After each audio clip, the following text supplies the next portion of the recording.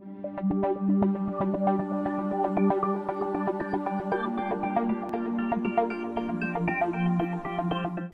everybody, new module, and we're talking about equivalent fractions this time. And what are equivalent fractions? Equivalent fractions are if you take like the fraction that you're seeing, 3/8, and we're going to find a common denominator, which in the previous lesson we found a common multiple, and this time we're going to use it in fraction terms, so we need to use the word denominator instead of multiple.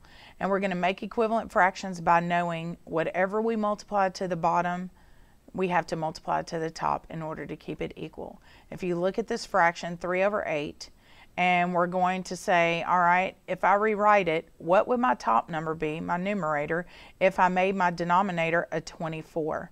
Well, the way you do that is to say, how many times does 8 divide into 24? Well, 8 divides into 24 3 times. Well, if I multiplied the bottom times 3 in order to get the 24, then I have to multiply the top times 3. So 3 times 3 would be 9. So the fraction 3/8 is the same as the fraction 9/24. We're going to work a few of these on the board. I've already written them down.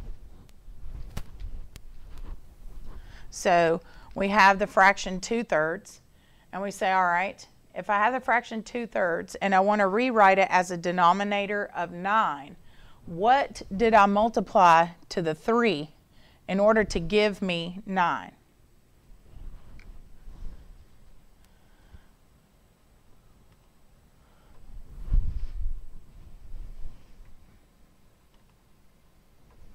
Okay, I multiplied the denominator 3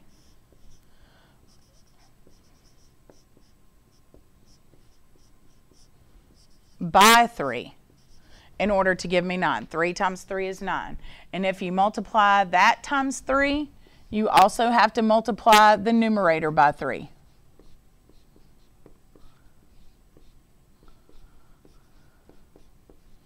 So 2 times 3 would be 6. So 6/9 is equivalent to 2/3. Okay, so let's do the same concept with these other ones. So I ask myself, what times what gives me, or what times 12 gives me 60? That is 12 times 5. So if I did the denominator times 5, I have to do the numerator times 5. So that would be 5 times 5, which makes 25. Okay? Down here, if I take the number 4, the fraction 4/5, and I want to make that have a denominator of 25ths, I ask myself, what times 5 will give me the 25? Well, 5 times 5 gives me 25. So if I do the bottom times 5, I have to do the top times 5. So that would be 4 times 5, which would be 20.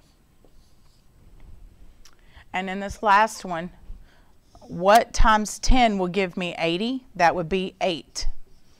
So that means I have to do the top times 8. So 7 times 8 would be 56.